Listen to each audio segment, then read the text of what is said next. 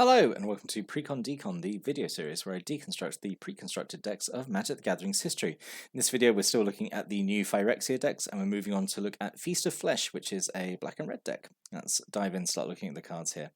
So let's start off by looking at the foil face rare, Chancellor of the Dross. So this is the black Chancellor, there was one in each colour, and they're all pretty good, honestly.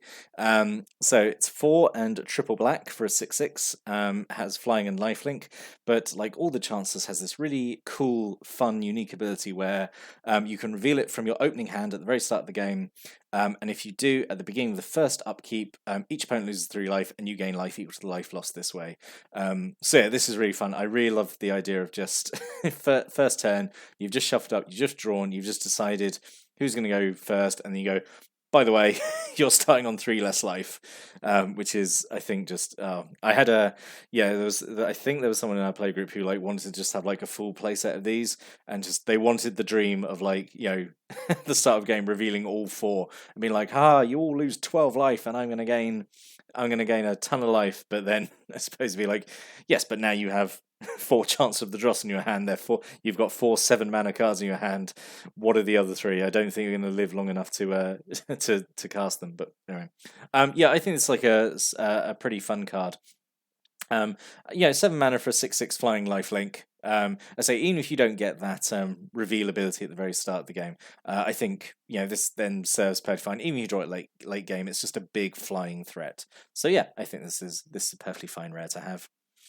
So you have 2 Entomber Exarchs, 2 and 2 black for a 2/2. When it enters the battlefield, choose 1. So it's like all the other Exarchs, has a choice of 2 ETB effects. You either return a creature from your graveyard to your hand, so Gravedigger effect, or an opponent reveals their hand, you choose a non-creature card from it, and they discard that card. So Duress, Ostracize. I can't remember which black discard spell it is that hits non-creatures. But yeah, I like this. Just the fact it's got the flexibility that it is. I think most of the time you use it for its Gravedigger effect, because I think the theme of the deck is like kind of like a sacrifice kind of theme. So I think you'd be using that first effect more. But as I say, it's just nice to have the option, I suppose. We have 2 Tormentor Exarchs, 3 in a red for a 2/2. When it enters battlefield, choose 1.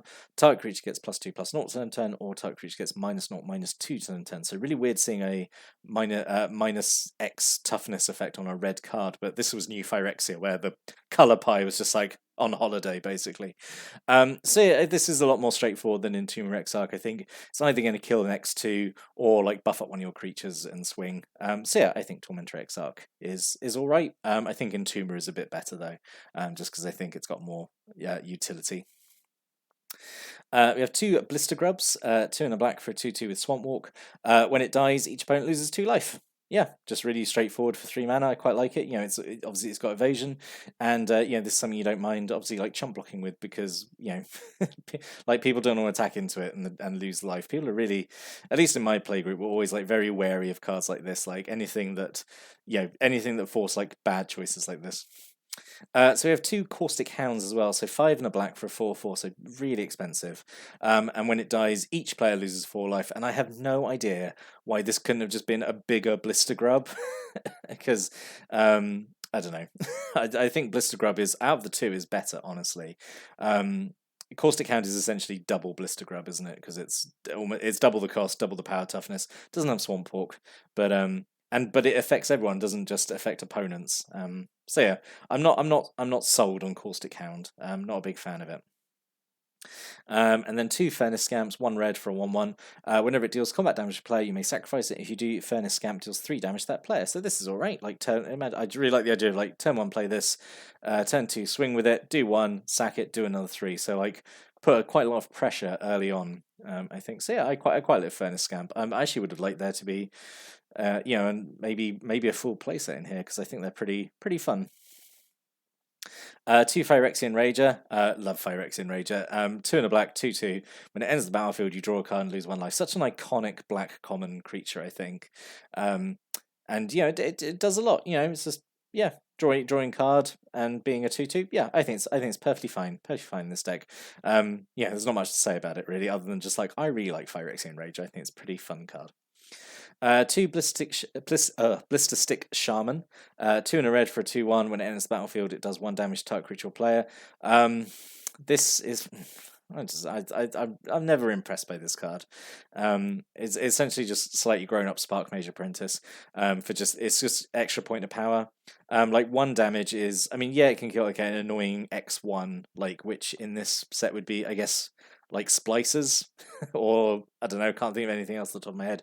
Like little mana creatures, I suppose. But yeah, and then it's just a 2/1. Yeah, it's just a bit boring, I find. And then we have a single Prodigal Pyromancer making his obligatory appearance. 2 in a red for a 1/1 tap, does 1 damage to target creature player. Yep, we all know what Prodigal Pyromancer does. Basically okay. And then we have 2 Flameborne Virons, 4 and 2 red for a 6/4. It's basically red Crawworm, and like Crawworm, even at this time of the game, was not good. Like this was honestly like a really disappointing card to see, because it's just like, oh, it's just red Crawworm. Like it could have like had any other ability, even just like, I don't know, sacrifice it, get 1 red mana or something, and like anything. I would have preferred. So this is kind of just a boring card. Not as boring as Scoria Elemental, because that's somehow even worse in my opinion. So 5 mana for just a 6/1, and like this is just bad. Like, because okay, you swing with it, you block it just with anything, like a Mer token, and like great.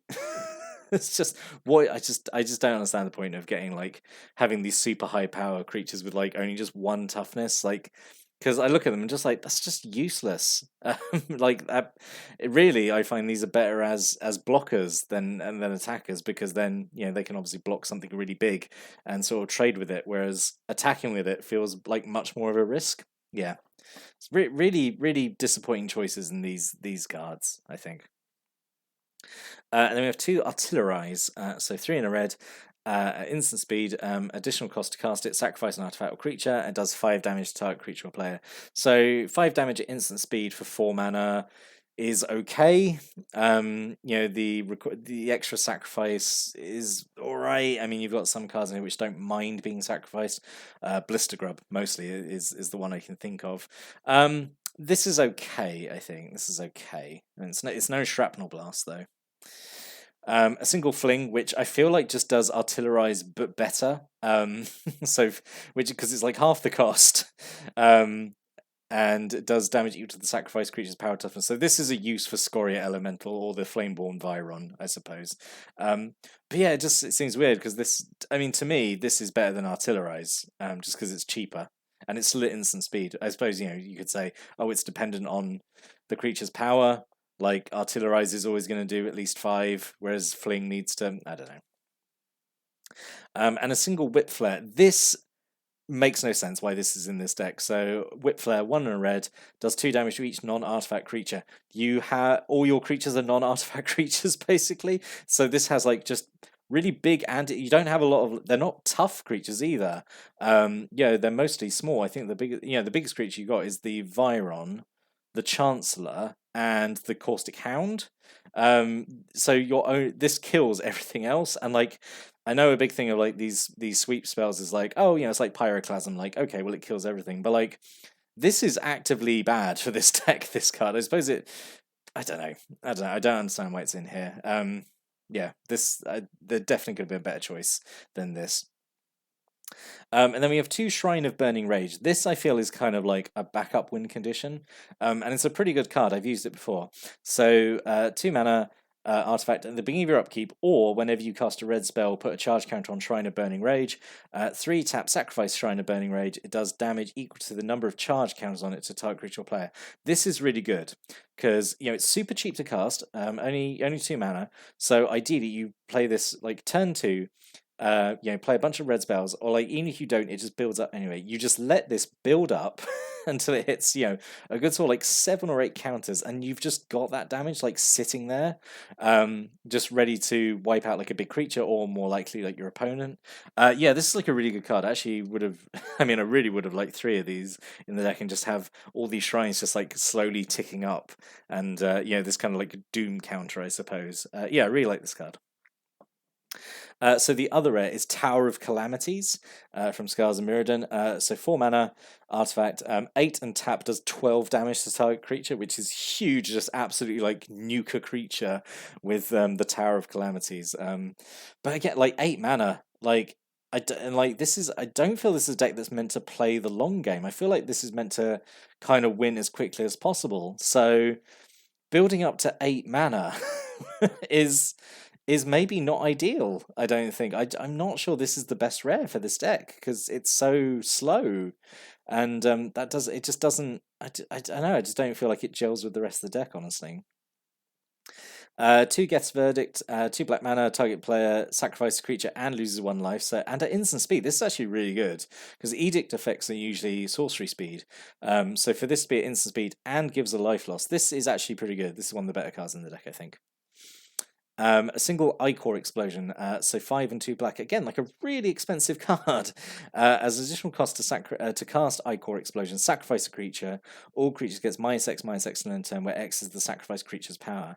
Again, but like a lot of your creatures aren't super high power. I say you've got a couple of Flameborne Virons. You got the Scoria Elemental. You got the Chancellor, but you wouldn't sacrifice a Chancellor to this because the Chancellor is like one of your better creatures in the deck. Most of the other things you're in here are like 2 to 3 power, and like I don't know, it's just there's a very weird selection of cards in this deck, and like 7 mana is so expensive, and it's at sorcery speed as well. If this was instant speed, I could maybe understand it, but yeah, I don't know. A single Enslave, 4 and 2 black. Really like this got a reprint with like awesome new Phyrexian art. Really liked that. Aura goes on a creature. You control enchanted creature, so really good. It's a black mind control effect. At the beginning of your upkeep, enchanted creature deals 1 damage to its owner. So this is again like this is a good card. Right, I do like Enslave. It's maybe a little pricey. It's 1 more than mind control, but it has that extra effect. And black doesn't normally get mind control effects, so it makes sense it to be a little more expensive. But again, like this feels too expensive for what the deck I feel is trying to do, which is win kind of quickly with small, quick, aggressive creatures. This like is something for like if you want to play like a longer control game, like sort of blue black, which I suppose the deck is actually aiming for because you've got so many expensive things. But then I feel like the creatures included kind of go against that a little. I'm not sure.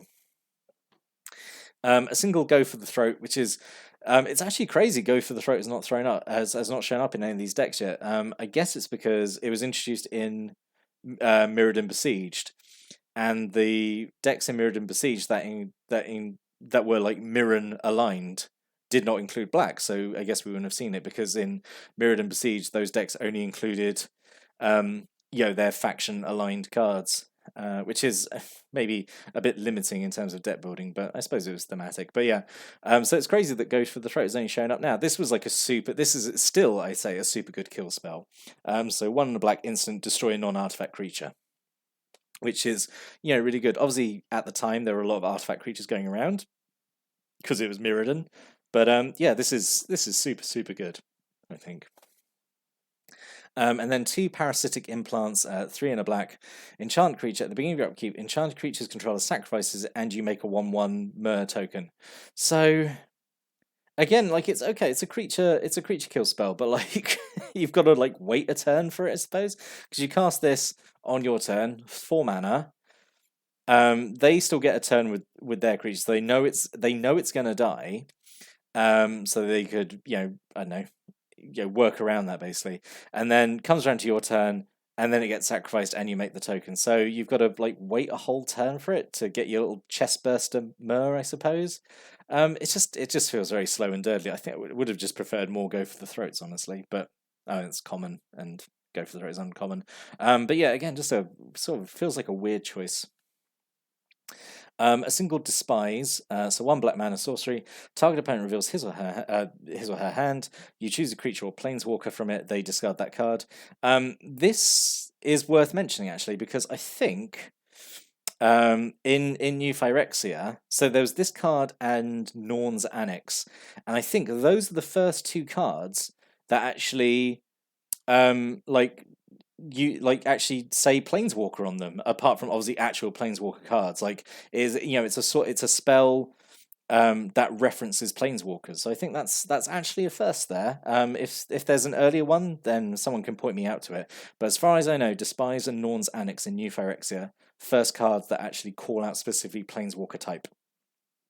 And like not in reminder text or anything. So yeah, there we go. That's worth mentioning. Aside from that, yeah, I think this is like perfectly good discard spell. Yeah, it's a targeted coercion effect. So yeah, it's fine. And then a single Morbid Plunder, 1 and 2 black. Return up 2 target creature cards from your graveyard to your hand, which is good because I think your creatures are going to be dying a lot in this deck, mostly to your own cards. But then also we have a Disentomb, which just gets a creature card from your graveyard back to your hand. Like, why not just have 2 Morbid Plunders? Why have a Morbid Plunder and a Disentomb? Just feels, yeah, weird. And then 11 Mountain and 13 Swamp. So actually, yeah, like 20. I would actually argue you probably need 25 lands in this because say got a lot of expensive cards in here, and like there's no mana mer, there's no like iron and lead mers to help with that. So I don't know. So what could have been? This one feels a bit all over the place. I think this might be the weakest of the new Phyrexian decks, honestly. What I think this should have been is either. I think all right, not either. Well, let's get to the either. So first, what I think it should have been. I think it should have just been black red infect. Because up until now we've had green black infect.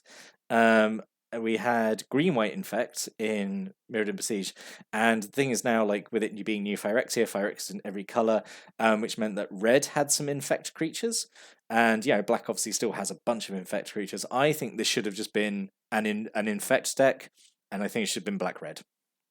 Because that would have been like a lot. That would actually been a focus. Because I have no idea what the strategy of this deck is meant to be. It really feels a bit all over the place. It does really feel like just a pile of cards. But yeah, black red infect would have been good. Razor Swine is just here to kind of represent all the red infect creatures. Also because I think Razor Swine is pretty good for 3 mana, a 2/1 with first strike and infect. Reaper of Sheoldred is one of the newer infect cards. So 4 and a black for a 2/5 infect. Whenever a source deals damage to it, the source's controller gets a poison counter. So like even if you block it with a creature, like you're going to get poisoned from that. So that could have been fun. If not those, I'm really surprised Mortis Dogs isn't here because this is a creature again that like wants to die. It's like this definitely should have been here instead of Caustic Hounds because Caustic Hounds is bad in my opinion. Mortis Dogs is just like much better because it's cheaper and only targets one person. You don't lose the life, and it still attacks as with 4 power, which is what Caustic Hound does. So yeah, so if not black red infect. then Mortis Dogs, and really just like a general tightening up, I think, of the reduction of the mana curve. As I say, you've got a lot of expensive stuff in this deck, I think. So in summary, I don't like this one. I think it just is all over the place. Because I legitimately can't tell you what the strategy of the deck is, because it just seems to be kill your own creatures with your own effects. I suppose it's just kind of black red. Oh, kill things, I suppose, and just like buy time until you play Chancellor of the Dross and hope you win with that, I guess. But yeah, it just feels there's not a lot of synergy with it, honestly. It does feel like just a pile of cards, honestly. So I am not fond of this. But if someone in the comments can enlighten me what the strategy, like if I'm being completely blind, if I've missed something really obvious, then please tell me. Because I really like the new Phyrexia set and like most of the decks in it, but this one sticks out like a sore thumb. Because it's just all over the place. But yeah, if you got any thoughts, comments, stories, opinions about this deck or any of the cards in it, please stick a comment below. Always like reading people's comments. I'll be back next time to look at another new Phyrexia intro pack, one that I like a lot more than this one. But until then, thanks for watching and listening. Have a great day.